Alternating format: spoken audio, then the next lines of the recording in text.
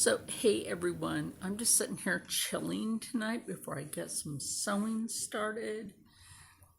And do you hear that? We are having really bad wind.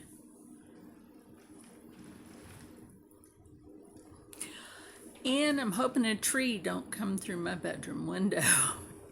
If not this one, that one. I'm going to move mannequin away from the window tonight. That way, in case a tree comes through, the only thing it'll do is damage the sofa where I barely have any fabric. But the fabric I want to use, I'll move. But anyway, if you are in a high wind storm or a storm at all, just don't go outside. Try to keep your devices, charged.